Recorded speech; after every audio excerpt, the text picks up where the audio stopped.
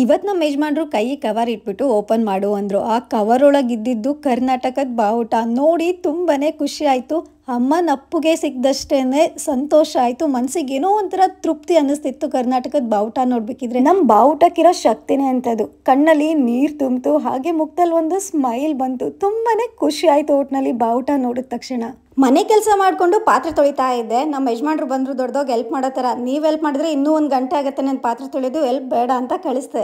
ನಿನ್ನೆ ಉಳಿದಿದ್ದು ಮಟನ್ ಸಾಂಬಾರ್ ಇತ್ತು. ಮಟನ್ ಸಾಂಬಾರಲ್ಲಿ ಮಟನ್ನೇ ಇರಲಿಲ್ಲ, ಅದಕ್ಕೇನೆ 2 ಮೊಟ್ಟೆ ಹೊಡೆದಾಕ್ತು. ನಮ್ಮ ಮನೆಯಲ್ಲೆಲ್ಲ ಈ ರೀತಿನೇ ಮಾಡೋದು. ಮಟನ್ ಸಾಂಬಾರ್ ಇಲ್ಲ ಚಿಕನ್ ಸಾಂಬಾರ್ ಮಾಡಿದಾಗ ನಿಮ್ಮ ಮನೆಯಲ್ಲೂ ಈ ರೀತಿ ಮಾಡ್ತೀರಾ? ಮಾಡ್ತಿಲ್ಲ ಅಂದ್ರೆ ಈ ರೀತಿ ಮಾಡಿ ನೋಡಿ, ಟೇಸ್ಟ್ ತುಂಬಾನೇ ಅದ್ಭುತವಾಗಿರುತ್ತೆ. ಮಟನ್ ಸಾಂಬಾರ್ ಜೊತೆ ಪರೋಟನ ಮಾಡ್ಕೊಳ್ಳೋಣ ಅನ್ಕೊಂಡು ರೆಡಿಮೇಡ್ ಪರೋಟನ ತಂದಿದ್ದು. 4 ಕಾಯಿನ್ ಪರೋಟ ಇತ್ತು ಇದ್ರೊಳಗೆ. ಸೊ ಪರೋಟನ ಜಾಸ್ತಿ ತಿನ್ನಕ್ಕೆ ಹೋಗ್ಬೇಡಿ, ಯಾಕಂದ್ರೆ ಮೈದಾ ಯೂಸ್ ಮಾಡಿರ್ತಾರೆ. ನಾವು ಕಮ್ಮಿನೇ ತಿನ್ನೋದು. ಸೊ ಪರೋಟನ ಬಿಸಿ ಮಾಡಾದ್ಮೇಲೆ ಈ ರೀತಿ ಮಾಡಿದ್ರೆ ಲೇಯರ್ ಬರುತ್ತೆ. ಅದಕ್ಕೇನೆ ನಾನು ಕಷ್ಟಪಡ್ತಾ ಇರೋದು. ಸುಡ್ತಿರುತ್ತೆ, ಹುಷಾರಾಗಿ ಮಾಡಿ.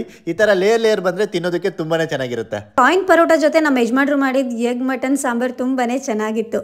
ಪ್ರೀತಿಸು ಎಲ್ಲರೂ ಮೆಚ್ಚುವಂತೆ, ಸೃಷ್ಟಿಸು ಎಲ್ಲರೂ ಹಂಬಲಿಸುವಂತೆ, ಗ್ರಹಿಸು ಎಲ್ಲರೂ ಎಚ್ಚೆತ್ತುಕೊಳ್ಳುವಂತೆ, ಪ್ರಶ್ನಿಸು ಎಲ್ಲರೂ ವಿಚಾರ ಮಾಡುವಂತೆ, ಶ್ರಮಿಸು ಎಲ್ಲರೂ ಒಂದಾಗುವಂತೆ, ಪ್ರೇಮಿಸು ಎಲ್ಲರೂ ನಿನ್ನನ್ನು ಪ್ರೀತಿಸುವಂತೆ, ಜೀವಿಸು ಎಲ್ಲರೂ ನಿನ್ನನ್ನು ಅನುಸರಿಸುವಂತೆ, ಎದೆ ತಟ್ಟಿ ಏಳು ನಾ ಭಾರತೀಯನೆಂದು, ಗರ್ವದಿಂದ ಬಾಳು ನಾ ಕನ್ನಡಿಗನೆಂದು.